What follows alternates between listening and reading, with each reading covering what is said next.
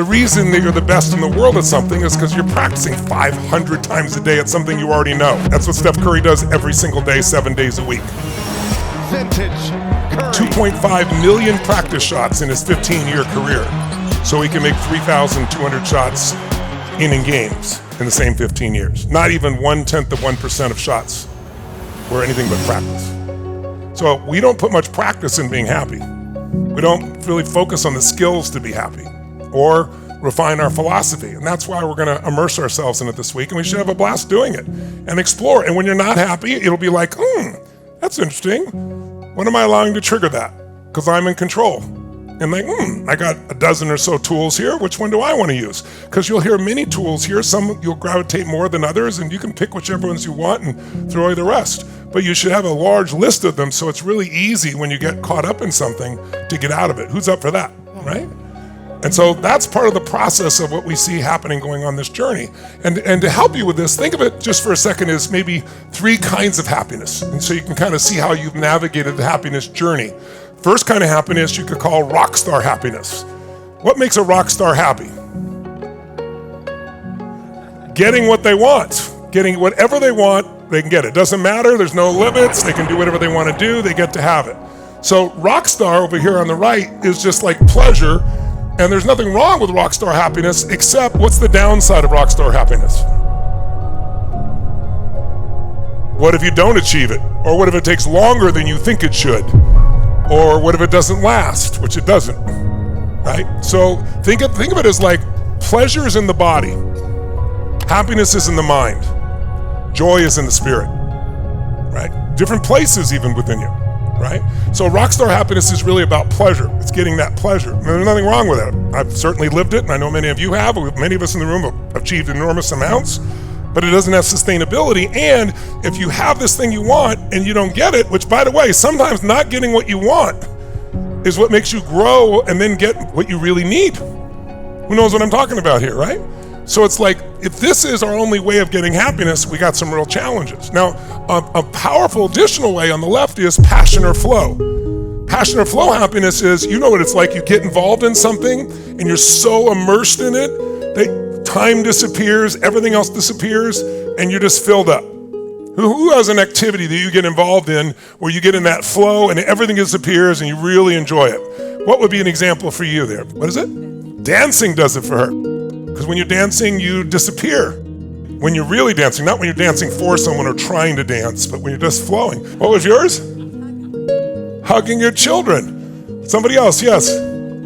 Playing golf, yes. Martial arts. Some people, the thing you picked would make them happy, like playing golf. For some people, it makes them unhappy. And yet they do it regularly, right? It's like, I remember when I first started to play golf, and we don't play very much, and we play like 5 holes, 6 holes, like 3 or 4 times a year. And then I met this man I'll never forget, and he said, why don't you come play golf with me? And I only played 3 or 4 times. Well, we don't have to play all 18 holes. I said, really? I said, but still, I don't want to hold you up. He goes, well, we don't keep score. I said, you don't keep score? Like, how do you play golf? He goes, we just hit it till we like the ball. And he goes, like, what's your favorite part of a golf course? Well, I said, like the ocean. He goes, well, there's 6 ocean holes. Why would you do the 6 ocean holes? And here's how we'll play. We'll just go play and enjoy ourselves. He goes, that's the purpose, is to enjoy yourself. Yeah. This is new for me.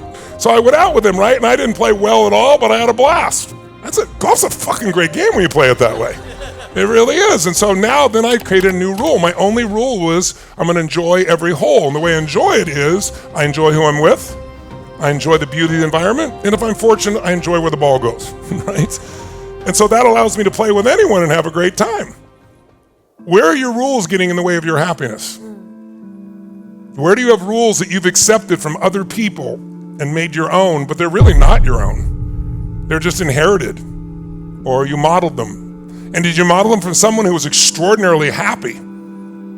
Because tell me this, somebody that is totally wealthy, somebody who has all the finances in the world, say they have $1 billion, and every day they're pissed off and frustrated, what quality of life do they have?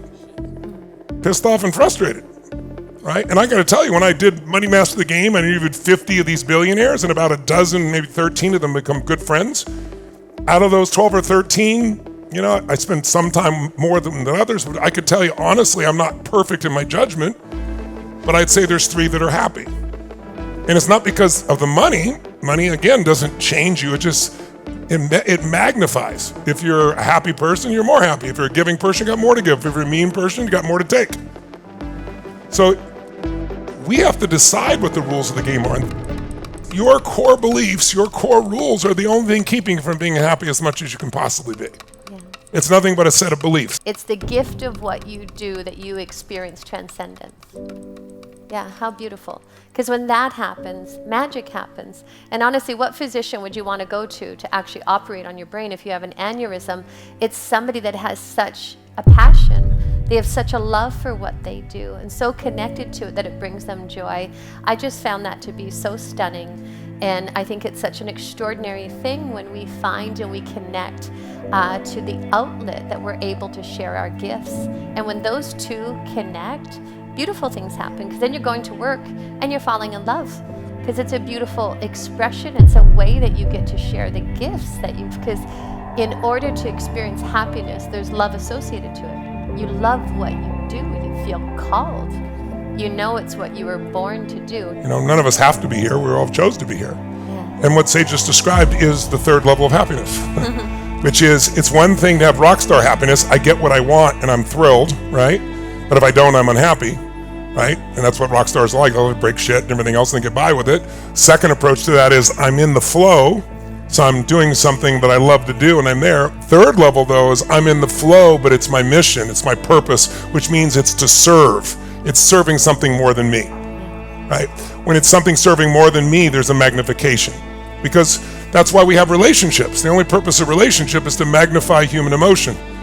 If you have been around somebody and you're feeling good and it's somebody you really love, you feel even better. And that's also why you get around somebody who's in a lousy state and you're in a lousy state and put 2 lousy states together. Oh boy, that's really fun, right?